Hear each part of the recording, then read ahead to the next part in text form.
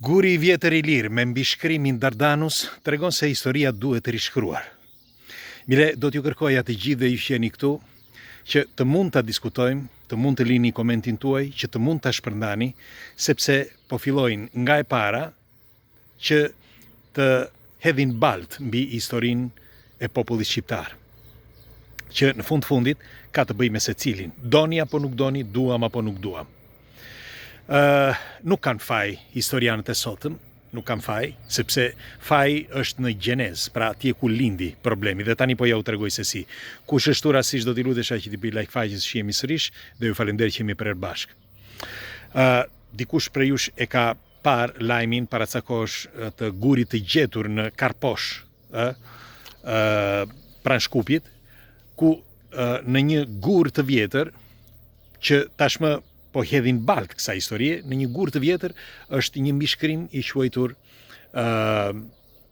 Dardanus. Bile në vendin ku është zbuluar ky gur, është gjetur edhe një mbishkrim tjetër.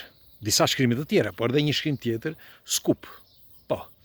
Duhet të dini atë që disa historian tallen me ne dhe tallen me historianët tanë, duhet të dini që shëja nuk ekzistonte në popullin shqiptar, por kur u formua alfabeti, që një grup, le temi, i organizuar, krijuan alfabetin, sepse nuk kishte alfabet.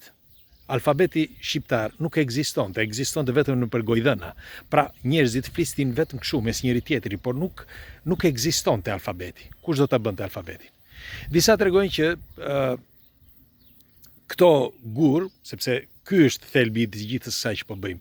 Këto gur, përveç se janë të një shteti tjetër, por tani e përzjejnë shkrimin me disa shkrime romake ose disa shkrime të vendeve të tjera.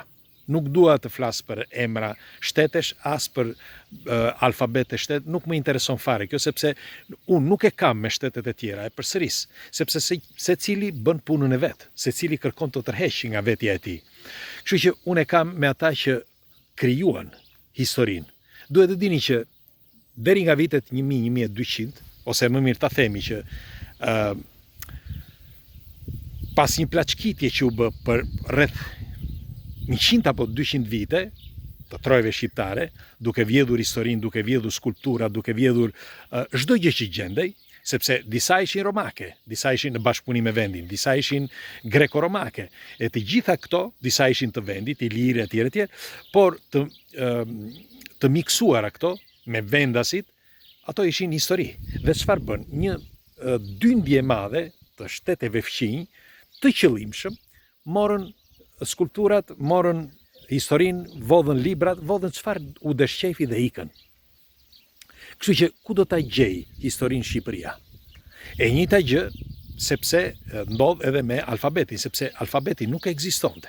Dhe kur u formua alfabeti, krijuan një sër problemesh të mëdha. E keni vënë re që unë nuk e përdor ën, nuk e përdor. Sepse ëja vjen nga frëngjishtja, nuk është shqipe. Mirë po ne për t'i dhënë një konotacion ose një, si mund të them,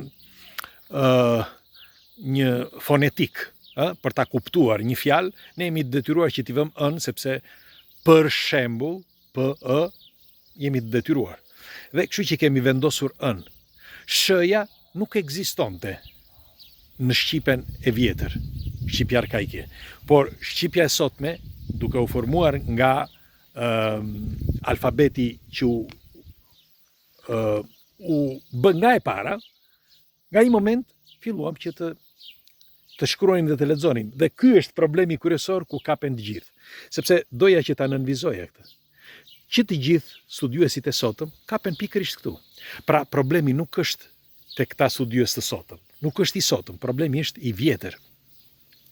Sepse problemi është në gjenez. Në qoftë se do t'ishin mbledhur shqiptarët, sepse ky ishte një, siç thash, një luftë e madhe, Bizanti, siç ju thash, për vite me radhë, dogji biblioteka, dogji vende, dogji kisha, xhamia, dogji çdo gjë. Sepse Bizanti ishte vendosur pikërisht për këtë, për të shkatërruar historinë e popullit shqiptar. Po t'i vini re, aty u përqendrua më shumë, u përqendrua më shumë në Shqipëri. Dhe janë këto, më falni, këto të merimangave, rrjetet e merimangave në përfytyr. Dhe se tani fillojnë dhe dalin, ndjes, jam mbushur plot. Dhe po thosha, është problem sepse, si që thash, deri nga vitet 1200 u bë plaçkitje, pastaj më vonë u dojgju përvëllua Shqipëria, dhe kur filloi pastaj që u bë alfabeti, e bën alfabeti si u dëshqefi atyre. Dhe duhet të dini që duke filluar që nga viti 1500 deri në vitin 1800, është historia e zez, ose mirë periudha e zez, epoka e zez, ku u bë çdo mizerje në këtë planet. Çdo mizerje, gjithandej. Sepse u ndryshuan shumë gjëra. Pastaj u ndryshua definitivisht në vitet 900, me luftat që u bën pas viteve 900. Jo me këto kufit, me vendet i coptuan, etj. Pra, ishte diçka e organizuar nga dikush, dhe nuk dihet se përse, por atë vend aty, me fjalë Shqipërinë, e coptuan dhe e masakruan. Sepse nuk është fjala vetëm për këtë, pra për gurin e gjetur i lirë, e gjetur në Karposh. Por, për shembull, po të flasim për gurin e zi të gjetur në Shkodër. Sikur të flasim dhe për të, sepse në qoftë se i keni vënë re, kemi bërë një emision në Facebook ku tregojmë për gurin e zi gjetur në Shkodër.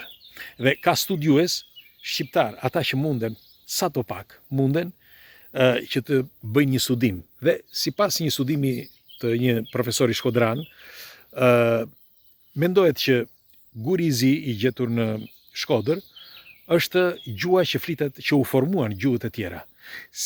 Shiko, e di që ndokush nga ju, sepse shumë kam vëre që thonë që bë të gjitha shqiptare, ne kemi qenë të parë. Pse jo? Më falni pak.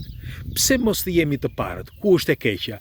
Ose pse mos të themi ne fjalën tonë? Për çfarë arsye? Si thonë edhe të tjerët. Grekët tonë jemi të parët, slavët tonë jemi të parët, izraelianët tonë jemi të parët. Pse mos ta thonë edhe shqiptarët? Për çfarë arsye nuk mund ta thonë? Përse?